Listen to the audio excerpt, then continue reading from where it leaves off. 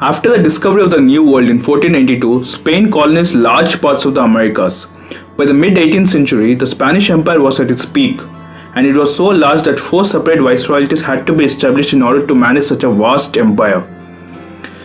But by the late 19th century, Spain had lost all of its American colonies.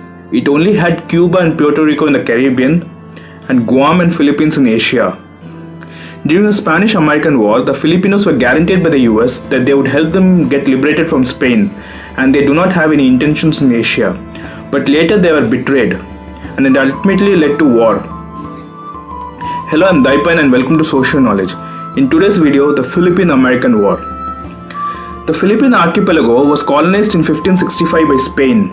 The name Philippine is derived from the name of the King of Spain, King Philip II. It was incorporated into the governance of the Viceroyalty of New Spain as the Captaincy General of the Philippines. By the mid-19th century, Spain started to lose its American colonies. There was a wave of independence going on in all of Americas. Spain only had Cuba and Puerto Rico in the Caribbean and Guam and Philippines in Asia. In 1898, war broke out between the United States and Spain, known as the Spanish-American War. This war was a disaster for Spain as it lost Cuba, Puerto Rico, Guam and the Philippines. Cuba gained its independence. Puerto Rico and Guam fell into the hands of the United States. But in the case of the Philippines, it's different. In the Philippines, there was already a revolution going on since 1896 by a group called Katipunan under Andres Bonaficio.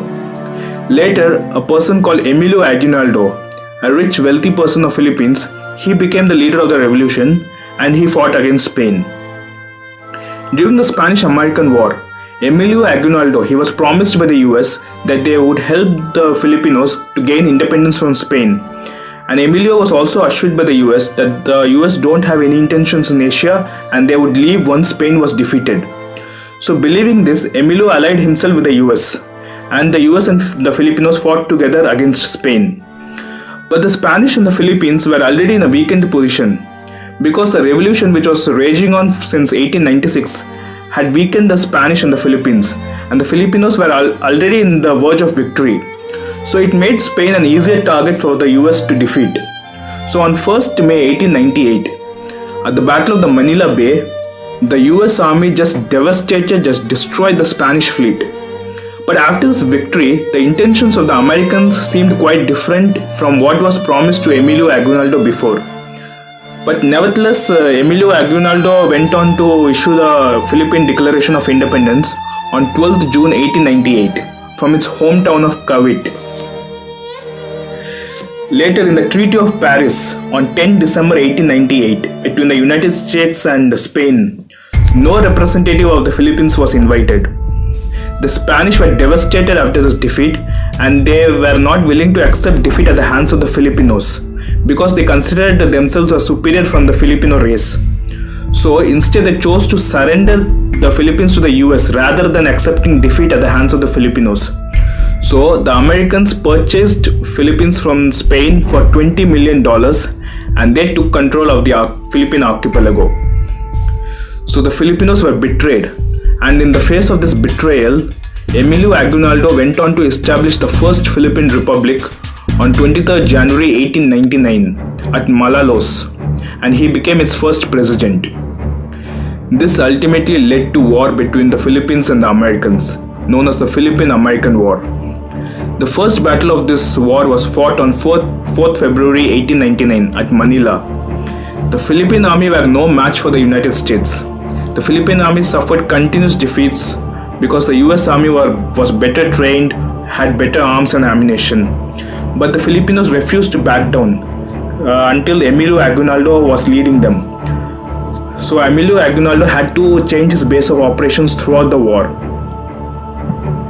Disaster struck on 23rd March 1901. Some American soldiers, with the help of Filipinos who were in the side of the Americans, penetrated into Aguinaldo's camp. Aguinaldo was captured and taken to Manila. On 1st April 1901, Aguinaldo accepted the authority of the US over the Philippines, and on 19 April he issued a formal surrender to the US, telling his followers to lay down their weapons and give up the fight. But even though Aguinaldo has surrendered, the fight continued in other parts of the country. General Miguel Malvar took over the Philippines government and he continued the fight.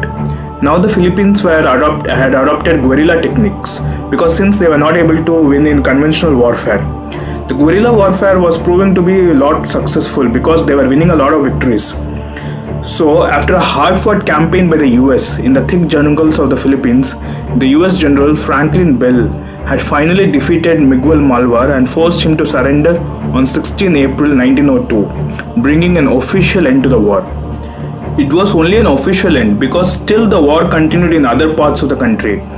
A newly republic was formed called the Tagalog Republic under Macario Sake in 1902. He continued the fight but only until 1906 because the Tagalog Republic was also defeated, and it was also the Sulu Sultanate who continued the fight from 1902 to 1913. They continued the fight for almost 11 years.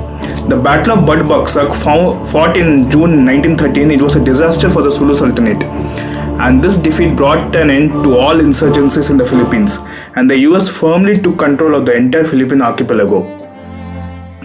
On 9th April 2002, Philippine President Gloria Arroyo, she proclaimed that the Philippine-American War had officially come to an end by the surrender of General Miguel Malvar on 16 April 1902. The fight of Tagalog Republic or the Sulu Sultanate is not considered.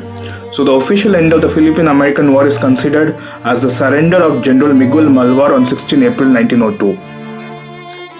After this victory, the Philippines remained as a US protectorate until 1942, when it was invaded by Japan during the Second World War. The Philippines was under the occupation of the Japanese for 3 years until Japan's defeat at the end of World War II in August 1945. Later, the US reoccupied the country, but just a year later, on 4th July 1946, the United States transferred all power to the Filipinos. And the 4th July 1946 is considered as the Philippine-American Friendship Day, and it is considered as the Philippine Independence Day. Finally, Philippines became an independent nation. So thank you guys for watching this video. If you like this video, please put a like, share this video, and also please subscribe to the channel. Thank you.